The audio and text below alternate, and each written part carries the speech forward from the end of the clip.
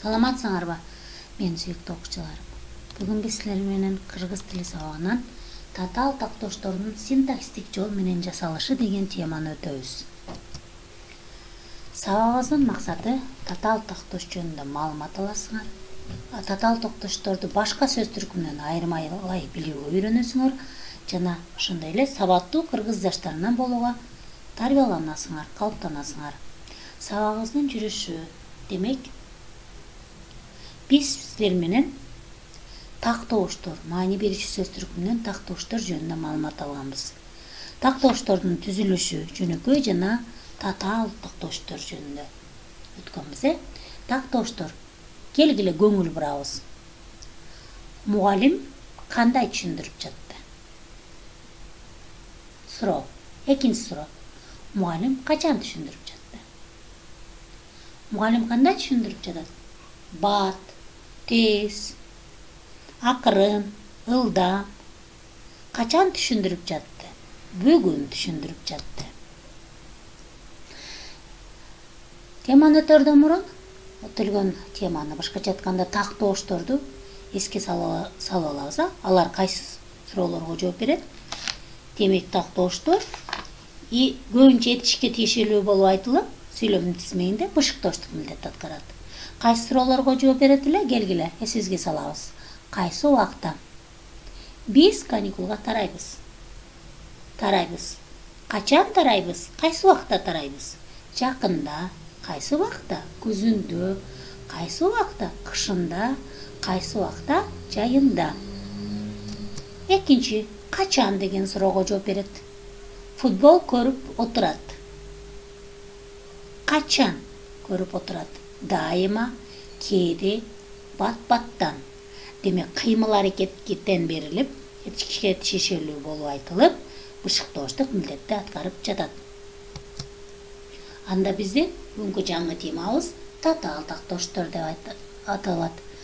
Татаал тактооштор түзүлүшүнө карай жөнөкөй жана татаал тактоош дейбиз дагы. Жөнөкөй тактооштор бир сөздөн турса, ал эми татаал тактооштор эки же андан ашык сөздөрдөн турат. Татаал тактооштордун синтаксистик жол менен жасалышы. Алым биздикине кез-кезде келет. Алым качан келет? Кез-кезде келет. Татаал тактооштор эки сөздөн турат. Алар күндөп, түндөп иштешти. Алар кантип иштешти? Күндөп, түндөп. Демек татаал тактоош дегенибиз эки же андан ашык сөздөрдөн тутумдашып же тактооштордун эки ирет кайталанып айтылышы аркылуу жасалган тактооштор татаал тактооштор деп аталат. Татаал тактооштор экиге бөлүнөт экен.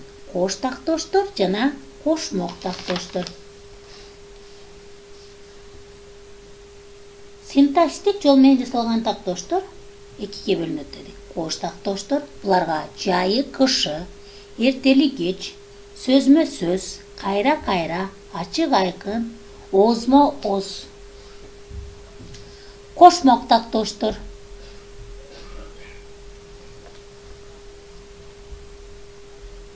анда санда, өзүнөн өзү. Ал эми кошмок тактооштор бир кезде, бир убакта, бир күнү, эч убакта, ар убакта, эч кандай, бир жылы, бир күнү жана башка сөздөр келет. Кош сөз түрүндөгү тактооштордун арасына дефис коюлуп жазылат. Эки сөзүнө тең дыр мүчөсүнүн уланышы аркылуу дагы татаал тактооштор жасалат экен. Келгиле көңүл бурабыз. Күндүр, түндүр, аздыр, көптүр, жайдыр, кыштыр, эртедир, кечтир. Булардын бардыгы сызыкча коюлуу менен жазылып, дефис коюлуу менен жазылып, кандай сөздөргө кошулат? Антонимдик маанидеги тактооштор болот экен. Демек биз тема жөнүндө кеңири түшүнүк алдык, Келгиле анда биргеликте 65-ши күнүн иштейбиз. Алган билимди турмушта колдоно алууга үйрөнүү көнүгүүсү. Көчүрүп жазып татаал тактоошторду тапкыла.